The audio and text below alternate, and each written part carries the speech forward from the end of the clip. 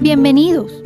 Somos un espacio que busca dar cabida a visiones críticas, amplias, del acontecer cultural contemporáneo venezolano, pero también de su pensamiento.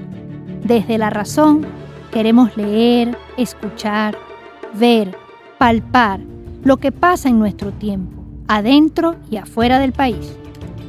Ricardo Ramírez y Sachenka García junto a Juan Juárez en la producción del espacio. Inmaculada Sebastiano y Carlos Javier Virgües en la coordinación de Unión Radio Cultural. En el control técnico, Giancarlos Caraballo. Abrazados por la producción musical de Adrián Van Borkom, estamos listos para traerles otro episodio de Alfabeto del Mundo. Deletrear lo que nos mueve. Hoy hablamos de hacer teatro en Venezuela. Jóvenes en las tablas. El teatro en Venezuela ha tenido siempre una página tocada por la leyenda. ¿Cuándo inicia? ¿Cuándo se va consolidando? Los trabajos del profesor Asparren han buscado indagar en ello, pero quizás podemos pensar que es con el arribo de los años 60 en que se empieza a configurar con mucha fuerza. La llegada en esos años de José Ignacio Cabrujas, Isaac Chocrón, Nicolás Curiel, luego Eduardo Gil y el surgimiento de diferentes compañías termina de consolidar múltiples propuestas que verán desarrollos fructíferos en los años 70 y 80. El Teatro Universitario de la UCB, el nuevo grupo, Rajatabla, darán interesantes pautas y marcarán legados. La creación de la Escuela de Arte de la UCB, el Festival Internacional de Teatro y luego el surgimiento de grupos como Esquena y el Centro de Creación Artística, TED, por mencionar algunos, abrirán caminos para que muchísimos talentos se manifiesten en las tablas. Pero en los últimos años, el movimiento teatral tocó con énfasis a los jóvenes, algo que comenzaría en los 80, los 90, en colegios, espacios culturales y que luego propiciaría carreras profesionales de altura. Nos ha traído una certeza. Hay una tradición del teatro venezolano, hay una escuela. De ese legado han salido muchos jóvenes que se han atrevido a producir grandes eventos dramáticos, musicales, piezas experimentales, clásicos del teatro en versiones contemporáneas y mucho más. Pensemos en el trabajo con los jóvenes que han hecho Michel Hausmann, Federico Pacanins u otros. Sobre el movimiento del teatro a partir de los jóvenes, actores, dramaturgos, productores, hablaremos el día de hoy. Lo que piensa Sachenka. Bueno, Ricardo, convocar al teatro en este Alfabeto del Mundo creo que es una visita obligada del programa. El teatro es estructural en el desarrollo de la cultura de este país, no solo en Caracas, sino muy especialmente en ciudades también del interior. En la presentación nombrabas a grandes dramaturgos que, aunque ya no están entre nosotros, siguen marcando una impronta en lo que es el pensamiento, la reflexión desde la dramaturgia de lo que es este país. No deja de sorprender que pasen y pasen décadas y todavía haya preguntas que sigan siendo fundamentales y que se ofrecen a través de estas obras de teatro. Yo creo que históricamente, desde Grecia antigua, el teatro está para mostrar a la humanidad, para vernos allí reflejados en nuestras menudencias, en nuestra grandeza, en los conflictos humanos.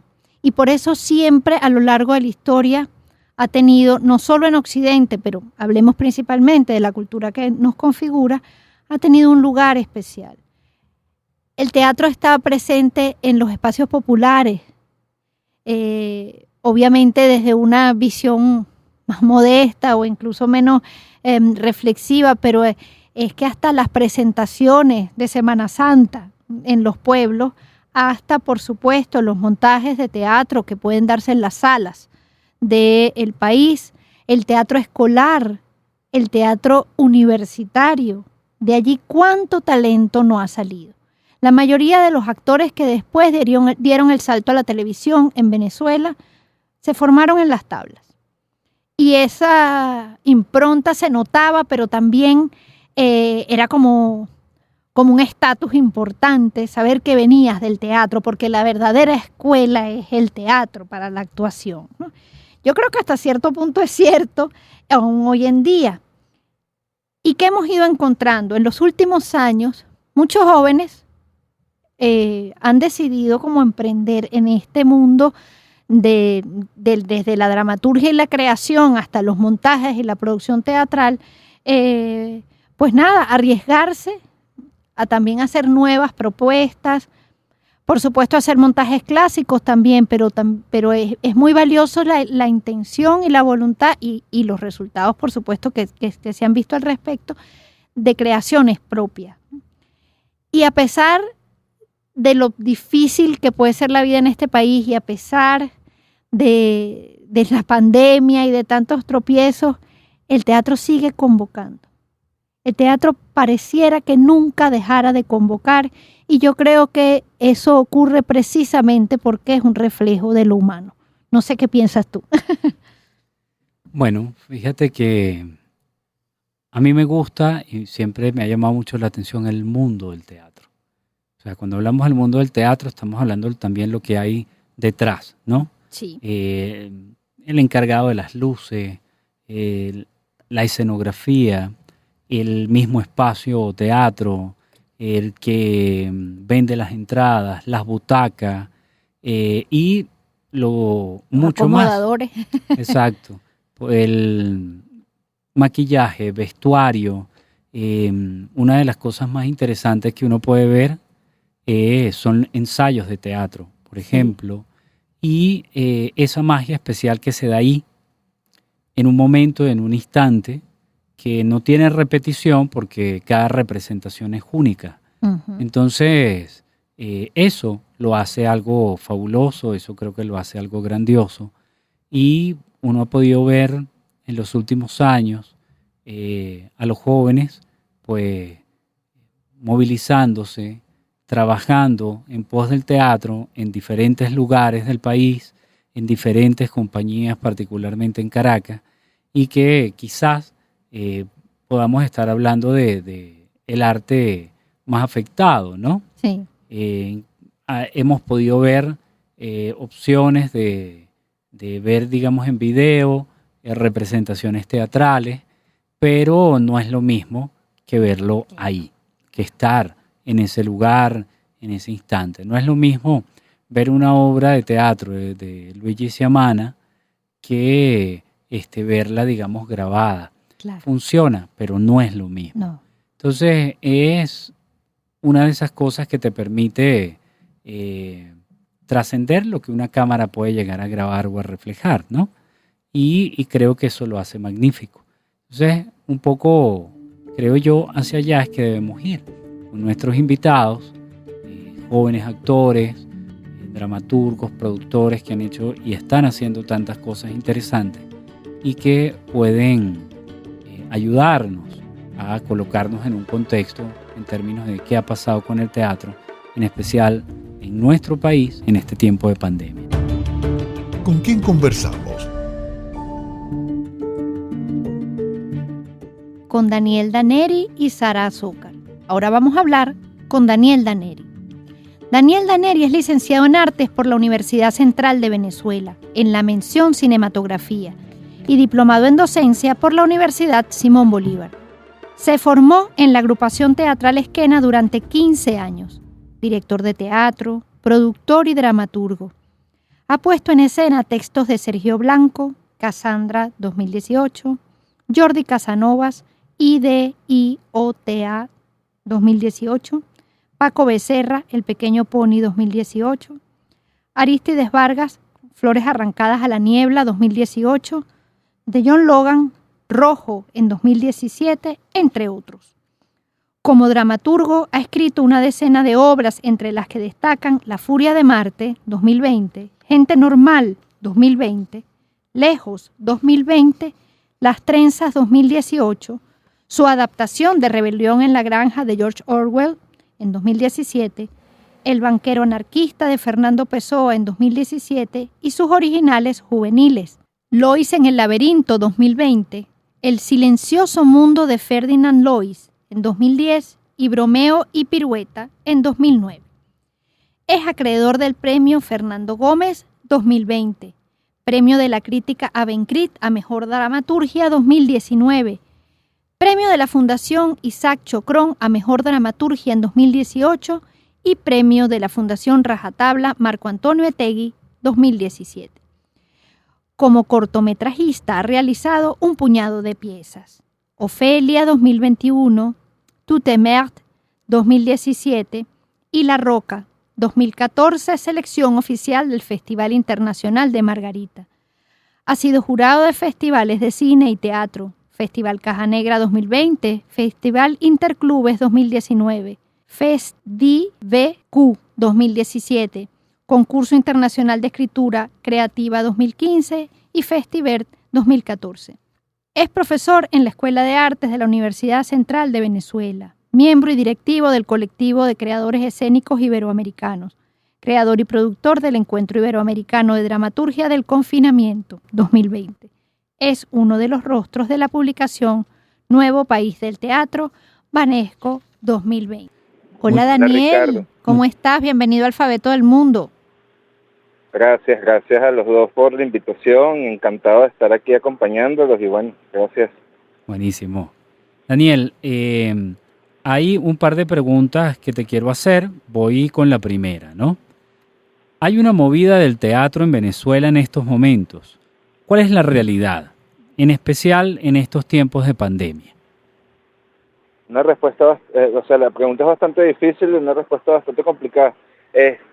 Hablar de movida del teatro creo que sí, porque sigue habiendo un espacio de resistencia y de nicho para el teatro, ¿no? Sigue existiendo gente haciendo teatro, siguen estando algunas salas abiertas, bueno, algunas no, creo que básicamente todas están abiertas hasta estos momentos. La Sala Trasnocho Cultural del Paseo de las Mercedes, la Alberto de Paz y Mateo allá en Andrés Bello, creo que Sena 8 está trabajando, Rajatabla también está abriendo sus puertas, y se han venido estrenando a lo largo de, digamos, desde la segunda, sí, lo que tiene que ver con el segundo semestre del año en adelante, aunque a inicios de año también empezaron a abrirse las salas de manera como un poco más pausado de lo que están ahorita, porque creo que ahorita sí están abiertas como las puertas así en entero. No sé si se está respetando en el tema de las semanas radicales y flexibles, creo que sí, creo que de alguna forma, yo tampoco estoy muy enterado del todo si es algo que sigue todavía aplicándose, una semana sí, una semana no, pero la respuesta es que sí, o sea, hay una movida quizás bastante tímida, algunos reestrenos de años pasados y cuestión pues bastante, digamos, acelerada, siento yo, algunos estrenos, ¿no? Okay. Se pudo ver en la Asociación Cultural Humboldt, por ejemplo, la lección de flauta de Luis Chamana. Sara Valero estrenó Fiesole de José Ignacio Cabrujas en el TED, allá en la iglesia San Pedro, en los Chaguaramos, debajo de la iglesia, en el sótano. O sea que sí han habido bastantes estrenos a nivel citadino de Caracas, ¿no? También el panorama es extraño porque en medio de todo esto entró de por medio una propuesta de ley para el teatro, pero eso es como otra cosa. Ok. Mira, Daniel, y hablando, digamos, de migración, ¿no? La migración ha afectado, piensas que ha afectado mucho el teatro joven en el país, y tú sabes de que existan contactos para hacer cosas en conjunto con gente de teatro, actores, directores en el extranjero, ¿sabes? Como hacer un mix desde acá con gente que está afuera, o más bien tú piensas que hay un quiebre, es decir, quien se fue y está haciendo otra cosa afuera y el que está aquí sigue haciendo lo que estaba haciendo aquí. ¿Cómo lo ves? Oye, es un tema doloroso desde muchos aspectos, ¿no? Quien sigue acá sigue haciendo lo que puede a su manera, ¿no? Y quien se fue, pues básicamente es como la misma respuesta. pero sí creo que mucha de la gente que ha partido, mucha de la gente que se ha ido, que en Venezuela hacía teatro día y noche y eran las cosas, bueno, con las que trabajaban constantemente haciendo teatro, ha mermado un poco su actividad teatral afuera, porque obviamente es mucho más difícil y la competencia es mucho más amplia. Siento yo no he emigrado, yo sigo en Venezuela, yo tampoco he vivido en otros países como para entender las realidades de otros países, a duras penas, y entiendo la mía. Sí. Entonces es como bastante complejo. La cuarentena, digamos, el 2020 dejó una enseñanza bastante positiva en algunos aspectos, pero negativas también en otros, ¿no? Yo siento que el encierro de alguna forma diversificó un poco el exponencial que tiene el Internet. Okay. La forma tan maternal que tiene de abrigarlo todo, ¿no? Porque realmente es una amplia red, o sea, estamos hablando de algo que se expone con Google, 10 ceros a las centésimas, ¿no? Cosas así. Pero nos conectó de manera, o sea, yo tuve contacto con directores, actores, productores y escritores de toda parte del mundo, o sea, tuve incluso la oportunidad de organizar un encuentro iberoamericano con un colectivo de dramaturgos que estamos unidos de todas partes del mundo, o sea, toda Latinoamérica, por supuesto con algunas excepciones, algunas faltas que quedan por cubrir dentro del colectivo, y Portugal, España, y hubo un contacto muy, muy interesante, porque creo que todos además estaban como en la misma sintonía de querer pues volcar su creatividad en algún espacio, porque como todos estábamos encerrados, de una manera pues eso, tan estrecha, pues una nueva ventana con la posibilidad de conocer gente nueva, pues bienvenido sea, ¿no? En la misma experiencia, en 2021 ha sido todo lo contrario, ¿no? El encuentro con lo digital se ha pausado, incluso en la oferta. Uno lo puede ver a la hora de enfrentarse a las redes sociales, cuál es la oferta que se está manejando a nivel pues académico, o de talleres, o cursos, o de lo que sea. Y por supuesto 2020 fue un año plagado de una oferta inaudita a nivel digital, de educación digital o de entretenimiento digital, y 2021 no, 2021 ha sido un poco más, pues eso, más recesivo quizás. Entonces eso me parece un factor negativo, porque creo que si se ganó terreno en lo digital, es un terreno que no hay que perder, entendiendo además la situación en la que estamos pasando como país, ¿no?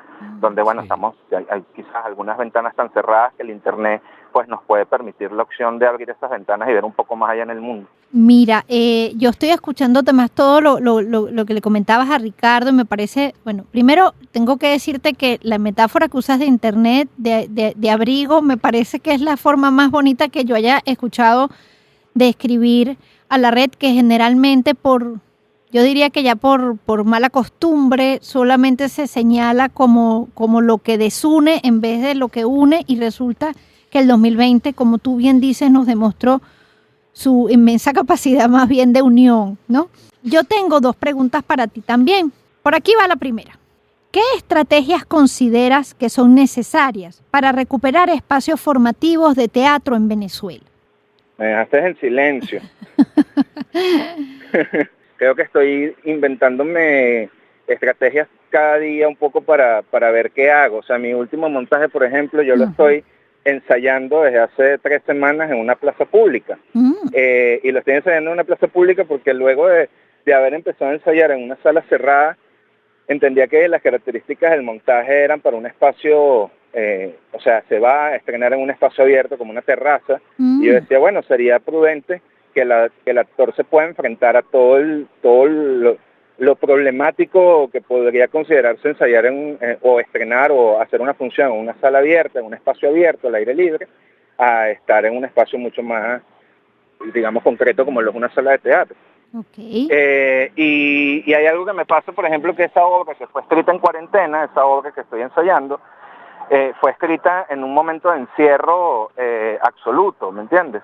Y empezar a ensayar la obra con la visión de montarla a un espacio abierto, un poco también huyéndole a la sala de teatro, huyéndole al espacio teatral, me amplifica, por supuesto, todo el imaginario que yo podía tener de cuando estaba sentado condenado a una silla escribiendo esa obra, pensándola, leyendo, investigando, lo que sea, sufriendo además, sufriendo intelectual, emocionalmente, de múltiples maneras, y poder de repente pararme en una plaza a escuchar al actor, que además es un loco que se dejó guiar por mí hasta esa situación, y poder escucharlo, y poder de repente ver cómo reacciona la persona que tengo sentada a mi lado, que es simplemente un transeúnte que se sentó en esa plaza a respirar un poco de aire, o ver qué va a hacer con su día, mientras yo estoy pasando una obra de teatro con el sonido de los camiones de basura, de las descargas de las botellas, de todos los ríos habidos y por haber, me hace pensar un poco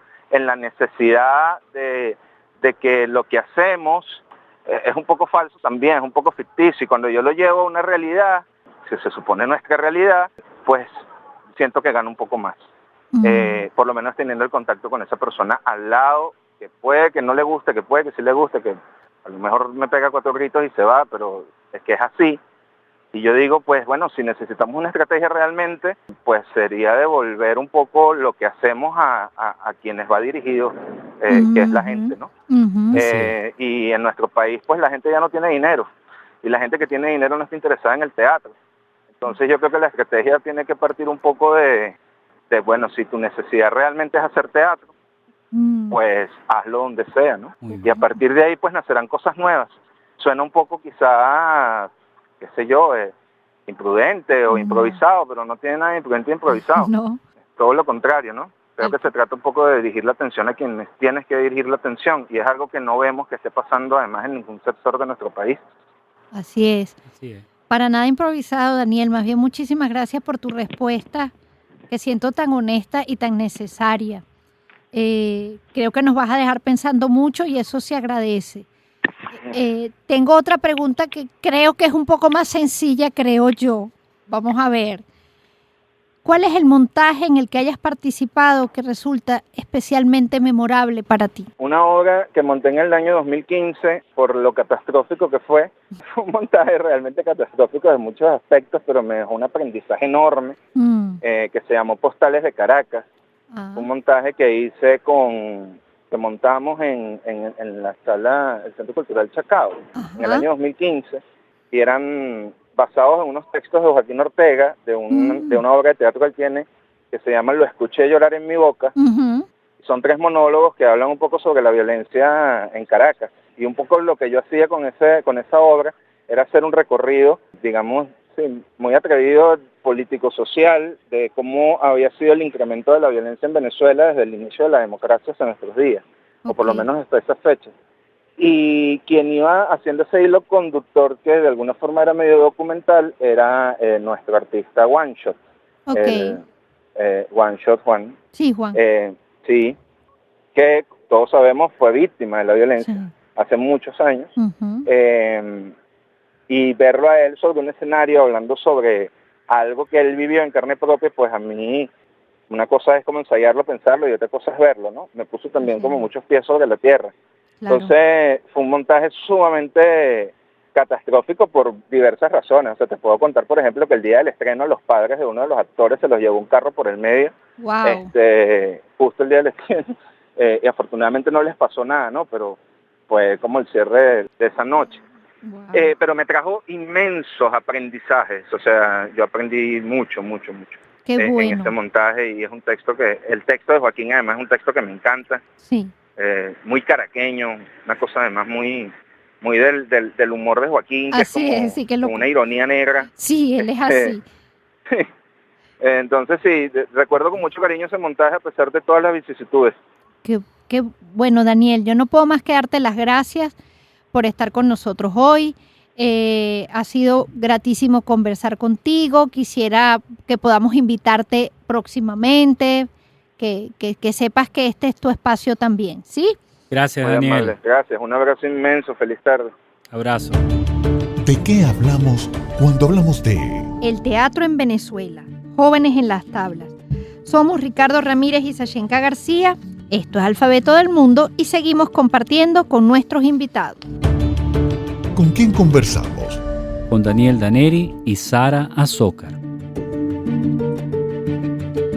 Sara Azócar nace en Cumaná, donde empieza su formación teatral en los talleres infantiles de teatro Los Duendes del Castillo, a los 8 años, de la mano de Henry Guerra y Mercedes Balbás. Más adelante formaría parte de las agrupaciones infantiles y juveniles Contratelón y Fundación Teatral Rayuela, como actriz y tallerista de teatro en comunidades. Actuó en piezas como La Gallina Voladora, El Oso y el Bajá, Pequeños Cuentos Misóginos, Entre Sirenas y Mariposas, entre otras. Mientras tanto, hacía sus estudios de educación con especialidad en literatura en la Universidad de Oriente, graduándose en 2015 con Memorias del Teatro Cumanés, 1950-2014. Con Rayuela dirige Chagall sin su sombrero, 2014, y El Techo, 2016. A finales de 2015 se muda a Caracas para iniciar el taller de formación del Centro TED, donde egresa en 2018 con Sueño de una noche de verano de Shakespeare, dirigida por Guillermo Díaz Yuma. Ha trabajado en montajes y laboratorios con Díaz Yuma, Jerico Montilla, Osvaldo Mació, Aura Lunar, Orlando Rodríguez y Armando Holzer. Ha cursado talleres con la Compañía Nacional de Teatro, el Laboratorio Teatral Ana Julia Rojas, Francisco Denis, Roy Lorenzo, Armando Carías, María Fernanda Ferro, Jesús Farías, Luis Garbán y César Bolívar. En Caracas ha actuado en piezas como En el tronco de un olivo, Conteartes y Circo Nacional de Venezuela, Subterránea o Las maneras de vivir con criaturas, Ni cerca ni lejos, sino mucho más allá, con Teatro Tracodra, El padre de todos nosotros, del TED, entre otras. Actualmente forma parte del Centro TED y el grupo de investigación La Rota Teatro, donde ha dirigido propuestas como Nuc, de Elena Giochins, La vida, trabajo de investigación a partir de la máscara neutra, y Chuo Gil, de Arturo Uslar Pietro. Hola Sara, bienvenida a Alfabeto del Mundo. Hola, ¿cómo están? Muchas gracias por la invitación. No, gracias a ti por estar aquí con nosotros. Te cuento, yo tengo un par de preguntas para ti y Ricardo también. Voy a comenzar yo y te escucho y después le doy la palabra a él para que sigamos conversando, ¿vale? Buenísimo. Ok, entonces, espero que no sea muy difícil. Vamos a ver. La primera es la siguiente. ¿Qué estrategias consideras que son necesarias para recuperar espacios formativos de teatro en Venezuela? Estrategias necesarias para recuperar espacios formativos. Creo que, una de las principales estrategias o un poco lo que procuramos también aquí desde el Centro TED, desde la casa, en la que hago vida teatral y donde me formé, es justamente formar personas. O sea, básicamente procurar espacios formativos continuos y recurrentes. Creo que es una de las mejores estrategias para que se siembre, digamos, la semilla de las personas que van a formar y que van a seguir formando. Creo que ese es el origen de este proceso, sobre todo en el teatro, ¿no? Como formar muchas personas, porque no todos se dedican al final a esto, pero una buena parte siempre tiene desarrollo un interés pedagógico. Okay. Creo que ese es la raíz de todo, para seguir formando gente. Ok. Tú estás en el TED. Yo estoy en el TED, sí. Yo dirijo un espacio que se llama La Rota Teatro, pero soy actriz del Centro TED y aquí me formé. Estupendo. Sí, bueno, yo conozco a Carlos Sánchez desde toda mi vida, literalmente, no estoy exagerando. Bueno, sí, y es importante, ustedes han logrado mantener los talleres a pesar, ¿no? De la adversidad. Sí. Ok, buenísimo. Bueno, esta otra pregunta quizá tenga un tono más personal, okay. pero espero que sea también grata de contestar. ¿Cuál montaje entre los que tú has participado resulta especialmente memorable para ti? Especialmente memorable para mí. Ay, es que que cada uno tiene su cosa memorable, está difícil. Yo podría, sí, bueno, escogiendo uno de esos aspectos memorables, creo que podría hablar de Sueño de una noche de verano de Shakespeare, que fue con el montaje con el que me gradué. Fue con el montaje con el que me gradué aquí del Centro TED, pero bueno, nada, no, de verdad que cada trabajo tiene ha tenido su historia, pues, sobre todo bueno, digamos, los trabajos que hice en Cumaná cuando era una niña. Ajá. Cuéntanos un poquito de esos trabajos de Cumaná. Bueno, yo comencé a hacer teatro a los 8 años en Cumaná, hacía circo para niños al principio, luego comencé en algunas agrupaciones de teatro allá en Cumaná. Estuve muchísimos años, o sea, bueno, desde la infancia hasta la adolescencia, hasta la adultez, porque llegué a estar ahí hasta los 22 años, en un espacio teatral que se llama Fundación Teatral Rayuela, que tiene casi 30 años de fundada allá en Cumaná. Y bueno, allí empecé a hacer, digamos, teatro profesional, trabajos con la Compañía Nacional de Teatro, luego a dar clases en Cumaná de teatro. Fue la compañía en la que estuve durante toda mi carrera universitaria, o sea, en paralelo, hasta que me vine a Caracas a estudiar en el Centro TED. Así que bueno, no, Cumaná tiene buena parte de mi tiempo histórico haciendo teatro, sí, desde niña, pues. Claro, de como digo yo, de la banda sonora de tu vida, ¿no? La total. Bueno. Total. Además que bueno, que allá los espacios son... Creo que a veces tenemos que aprender un poquito y ahí sí me pongo regionalista, No hay problema. Del interior, porque abrimos espacios en cada huequito, pues. Es verdad, y eso es muy valioso. Póngase todo lo regionalista que quiera. Yo soy bastante regionalista. Sara, ha sido un gusto para mí. Le voy a dar la palabra a Ricardo para que siga conversando contigo. Un placer, muchas gracias, seguro. Hola Sara, ¿cómo te va? Hola Ricardo. Mira, yo te voy a hacer 2 preguntas y la primera es, tú piensas que hay como una movida del teatro en Venezuela en estos momentos? O sea, ¿cuál sería la realidad, en especial en estos tiempos de pandemia? Sí, movida hay totalmente, porque es que el tiempo de claustro, hizo que, digamos, que se concibieran un montón de cosas muy personales y muy desde casa y muy desde el decir más íntimo, y eso ha hecho en principio que yo observe un movimiento, o sea, incipiente y digamos que va agarrando fuerza cada vez más de la dramaturgia propia. Siento que hay un movimiento como de dramaturgia porque hubo un tiempo para escribir. Eso. Y eso ha hecho que se estén montando muchas obras personales, muchas obras de autores venezolanos contemporáneos, que tenía tiempo que no sucedía. Exactamente. ¿No? Apelábamos mucho, bueno, seguimos apelando, por supuesto, a los clásicos, a los textos de otros autores, pero en este periodo post-pandemia se vienen generando muchas propuestas de autores, autores jóvenes, autores vivos venezolanos. Y creo que el movimiento eso tiene que ver con ese tiempo que estuvimos radicalmente encerrados.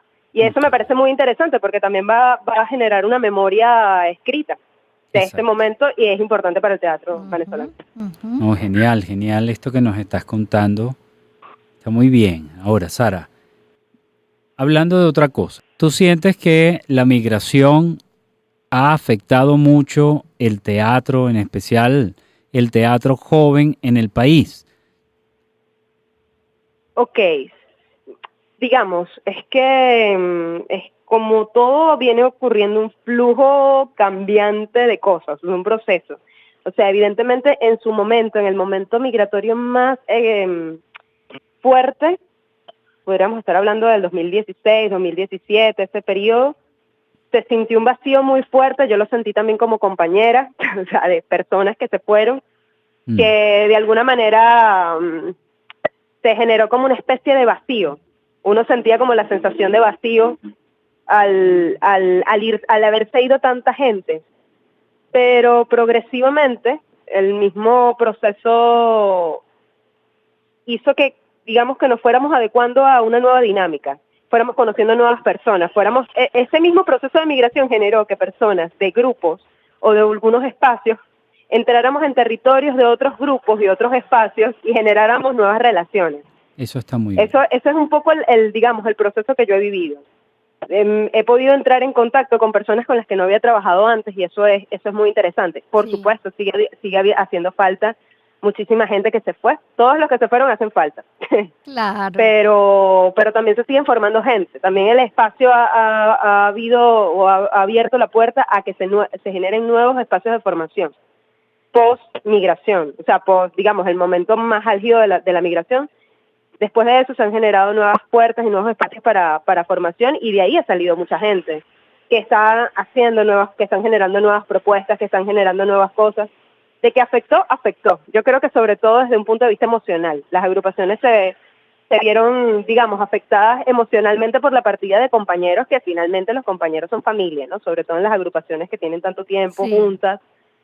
Pero también la dinámica permitió reinventarse de una u otra manera. Un ejemplo concreto es lo popular que se hizo el unipersonal, por ejemplo, progresivamente, o el género del monólogo, ¿no? Se empezó a generar dinámicas, bueno, si no estamos tantos, se hacen trabajos más pequeños, más reducidos, y progresivamente las nuevas formas permitieron que se ampliara ese espectro y entraran más personas a las agrupaciones. En fin, ha sido una dinámica bastante rara, pero muy interesante, muy rica. Qué bueno. Bien, Sara. Perdona si me extendí allí, No, me acordé de lo que he vivido también un poquito con eso. Bueno, muchos amigos se fueron. Yo me gradué en 2018 y el 50% se fue. Sí. Así es. Éramos 20 personas, 19 personas. Imagínate, sí. Bueno, querida Sara. Nos ha pasado a todos. Muchísimas gracias por acompañarnos hoy, por reflexionar alrededor de todo lo que pueda estar ocurriendo o intentar pues acercarnos para poder entender qué está ocurriendo en el mundo del teatro en Venezuela, en especial en estos tiempos de pandemia, en los últimos 10 años, 2 años. Vale, perdón. Muchísimas gracias a ustedes, muchísimas gracias por la invitación y por el espacio y porque ocurran este tipo de rincones que se difunden para hablar de esto, del teatro, que siempre es importante. Siempre es valioso. Así es, gracias por estar con nosotros y seguro te volvemos a invitar más adelante. Muchas gracias. Un abrazo. Un abrazo, Sara. Feliz tarde. Hasta aquí nos trajo el río. Bueno, Ricardo, esta conversación ha sido, muy nutritiva y muy interesante también porque justamente hablamos con dos personas que nos dieron miradas diferentes, aunque por supuesto vienen del mundo del teatro, digamos que construyeron sus carreras o la han ido construyendo desde miradas distintas y eso hace que la experiencia del programa haya sido, en mi opinión, bastante más enriquecedora. Me parece relevante, dentro de las cosas que comentaba Daniel, justamente lo de volver a llevar al teatro a las personas, ¿no? Llevarlo a la gente, salir de la sala, ¿no? Que es como el espacio contenido, y llevarlo al espacio público, que de una u otra forma fue el origen de todo esto en su momento, ¿no? El teatro de sala es posterior, pero sobre todo no desde la negación, por supuesto, de la importancia de un montaje, del espacio, lo que hablábamos, de la iluminación, de un vestuario, sino probablemente desde la conexión con lo humano, que supone representar probablemente en espacios que ahora serían no convencionales, y llevarle el teatro a la gente en un país donde los contrastes son enormes, económicamente, socialmente, de necesidades. Me pareció una reflexión que a mí misma me va a dejar pensando por mucho rato, porque creo que es algo que va más allá del teatro, ¿no? Que es algo que debemos pensar desde la cultura, desde el teatro, pero también más allá de él.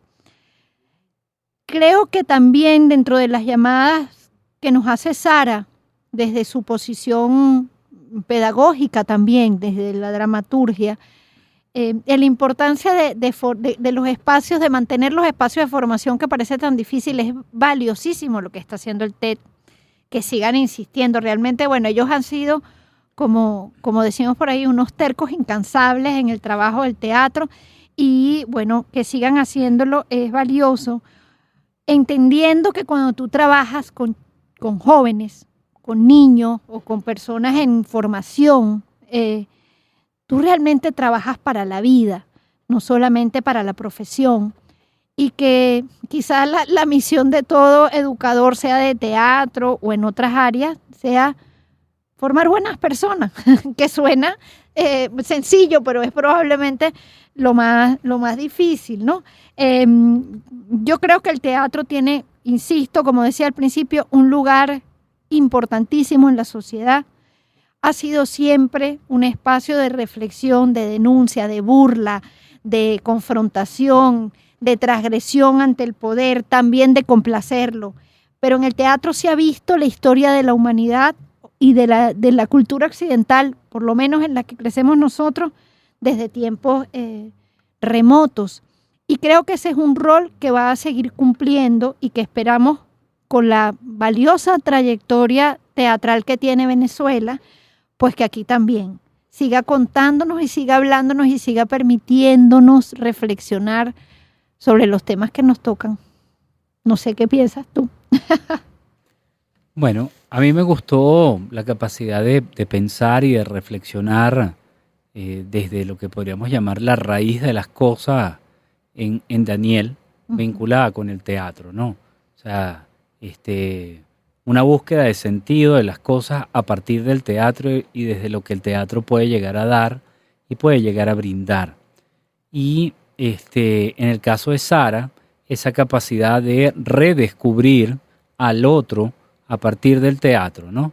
Me gustó eso que señaló, bueno, el tiempo del confinamiento fue el tiempo para pensar, para escribir y a partir de esas experiencias para representar aquello que se llegó a escribir en un momento determinado, ¿no? Entonces, lo que me gustó también en ellos es que no es solamente el pensar el teatro desde el negocio, desde abarrotar las salas, desde proponer obras que sean un tiro al piso, que sean muy populares, sino esa rebeldía, esa capacidad de soñar, esa irreverencia, desfachatez propias de la juventud y que yo siento que en la frescura que ellos dos manifestaron está claramente evidente. O sea, ¿por qué tú estás haciendo teatro? Bueno, porque es lo que me nace y me atrevo a irme a ensayar a una plaza y ver qué efectos puedo lograr, ¿no? Y me atrevo además a escribir teatro y a participar en cortos y a crear una cantidad de cosas. Si hay algo que tiene el teatro es que es inmensamente terco. Para hacer teatro y estar en el teatro hay que ser muy terco, porque es lo único que te va a permitir entender y valorar que tienes que ensayar 10, 15, 20, 50 veces. Es lo que te va a permitir entrar en personaje y lograr el acoplamiento entre los actores, entre los silencios, entre una enorme cantidad de cosas. Entonces yo siento que eso es lo que nosotros pudimos ver con lo que nos comentaron estos dos muchachos y que a mí me reafirma que ahí están, ¿no? Así es. Viviendo la vida y viviendo el arte, que es sumamente importante. Sí, hay una perseverancia y una convicción que, bueno, no, a mí me llena de esperanza. Me estaba recordando en mi infancia, mi mamá hacía teatro infantil, con Chichón, el grupo Carricito, y yo, bueno, hacía mi siesta sobre las tablas, porque sabes que las mamás andan con uno para arriba y para abajo. Y creo que mi recuerdo, ahorita hablando sobre todo con Sara, de esos espacios formativos, me hace ver la inmensa disciplina que supone trabajar en el teatro. Hay que estar realmente muy convencido de que eso es lo de uno para seguir perseverando en los montajes, en el ensayo, en la puesta en escena, en los diálogos, en el personaje. Es un trabajo hondo y que merece, además, es mi opinión, todos los honores y todos los aplausos a sala llena. La etiqueta Nuestra Literatura. Bueno, para mí es fundamental el teatro, la dramaturgia de José Ignacio Cabruja, ¿no? Uh-huh. Pienso en especial en El día que me quieras o en Acto Cultural. Yo creo que son obras que hay que releer mucho. Y si uno lo puede ver en las tablas, pues más de una vez sería magnífico. Es usual escuchar expresiones como que si hubiéramos leído o si leyéramos más, tal cosa no hubiera sucedido. Pero yo creo que no basta solamente con leer algo. Hay que releerlo. Uh-huh. Y hay que releerlo mucho, como para mantener vivo eso que más nos llama la atención. Y para mí, particularmente, el teatro de Cabruja es esencial, es fundamental. Sí, realmente Cabruja fue un lector de la venezolanidad y de la caraqueñidad como pocos, ¿no? Pero yo me voy a otro espectro que creo que es menos conocido, y es la dramaturgia de Ida Gramco. Me gustaría, digamos, recomendar especialmente su farsa en 3 actos, se llama María Lionza. Dentro del imaginario nacional de referentes femeninos, por un lado, bueno, desde la intelectualidad Ida Gramco, pero desde, digamos, relaciones más primarias con la tierra, más telúricas o incluso más mágicas, no hay otra definición. María Lionza es un eje importante y que yo me atrevería a decir que se ha perdido un poco en estos nuevos tiempos su impronta como leyenda. No hablo yo a nivel de religión, eso es otra cosa. Me refiero como su imagen como leyenda y como imagen femenina poderosa. En esta obra se siente muy bien, es un lenguaje que podríamos decir que además utiliza la rima a la hora de elaborar los diálogos, que podría decirse que es un teatro tradicional. Pero creo que el haberse, digamos, quedado atrapado en el tiempo y no ser tan representado hoy en día podría ser un ejercicio valioso, no solo leerlo, sino volver a verlo en las tablas. Ojalá. En el próximo encuentro. Fundación para la Cultura Urbana. Y tendremos como invitada a Diajanida Hernández. Gracias por acompañarnos el día de hoy. Los invitamos a seguirnos en nuestras redes sociales, Instagram, @alfabeto del mundo. Recuerden que los programas están disponibles en el canal de YouTube de la Radio Escuela a partir del día lunes. Somos Unión Radio Cultural y la Radio Escuela de Unión Radio.